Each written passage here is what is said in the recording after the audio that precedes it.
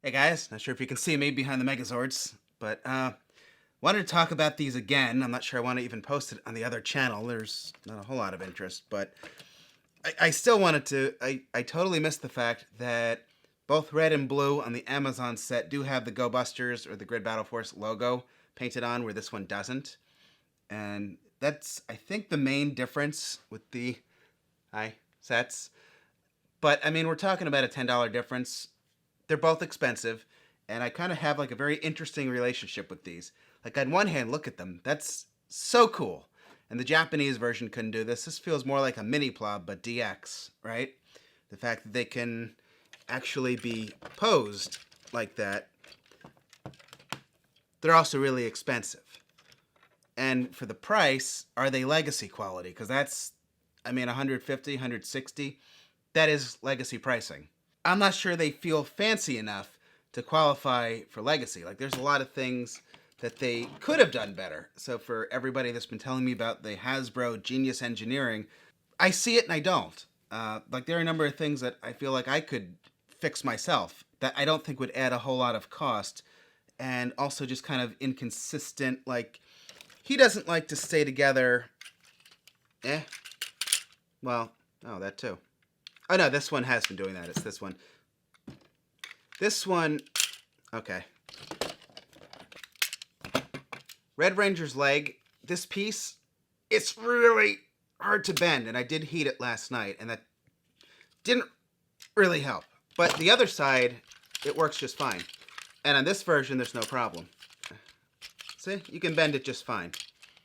I've been noticing with a lot of Hasbro's toys, there are inconsistencies with paint and with things being loose or tight. And that's not to say that Hasbro isn't doing a great job with some things as well. They actually are. I mean, for this price, could Red Ranger Zord not have been a little bit more metallic? Or at least here. Don't forget, once again, Bandai's entire Megazord was 30 bucks. Hasbro, you're paying $30 per Megazord. Now, Bandai's Megazord didn't look like this. Hold on. Dino Charge, but this was everything in the box. You got the whole thing for 30 or $29.99. That was the price point they were generally trying to hit.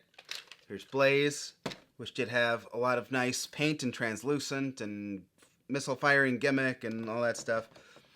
He's got a little bit of articulation. 6 individual Zords. But I mean, look at this thing.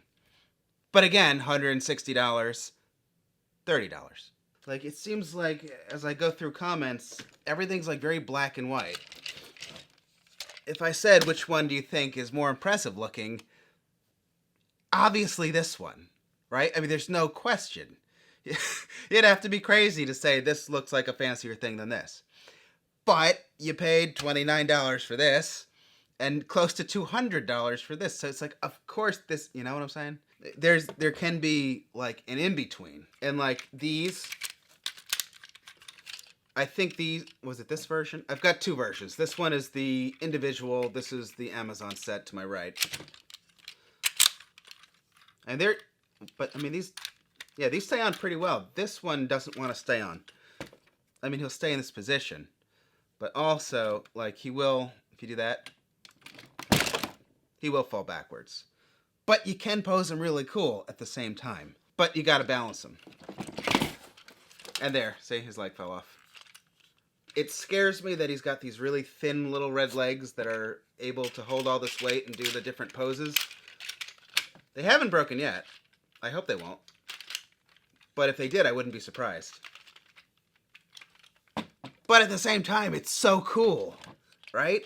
To be able to have a big thing like this and have it be capable of turning the head, of having arm articulation, of being able to turn at the torso, being able to, like, I didn't know he was going to be able to pose like that. Sorry, Rangers. At Toy Fair, they had him kind of standing like this, and it looked more like a totem pole.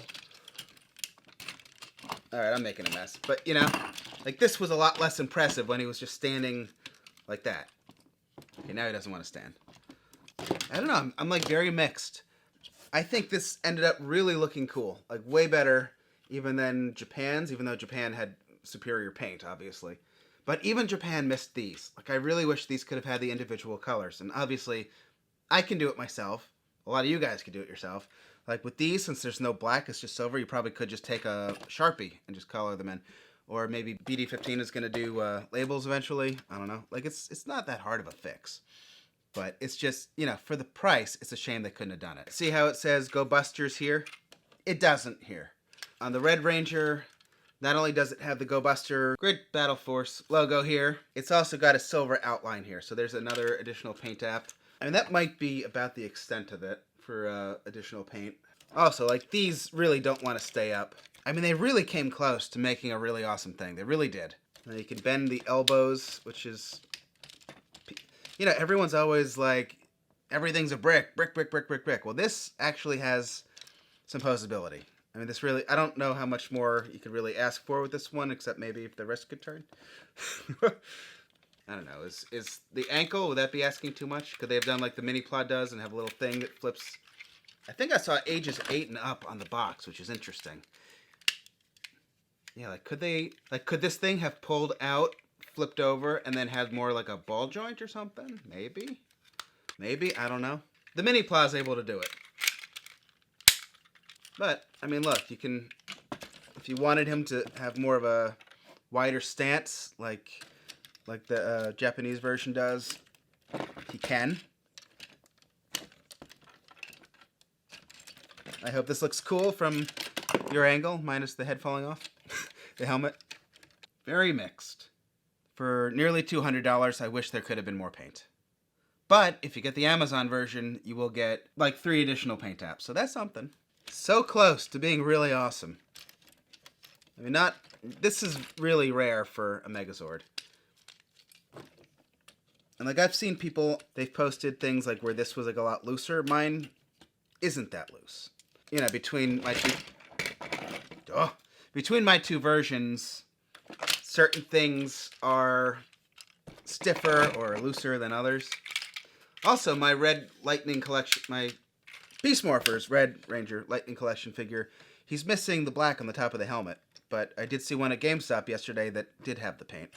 So, alright, I've probably talked long enough. I know it's been a while since we posted to Patreon. I just wanted to post something. We've got other stuff coming too, but we we spent like 2 full weeks on the Green Ranger video, and then by the time that was ready, it was time for the next video already, so we had to get on another thing, and then now we're doing Mia's office, so, you know, we can only be so many places at once, but we've got more stuff coming over here. Might be heading the vlogs to Patreon as well. I don't know what's going on with YouTube, but I won't get into it now. And of course, Mia and I are working on animation for the Zords that will be on the main channel eventually. It takes time. So we tried to post just kind of a, here's what the sets look like video. I'm going to end here because I'm going to go help Mia finish, hopefully get the office done. Thank you guys for watching. Good night.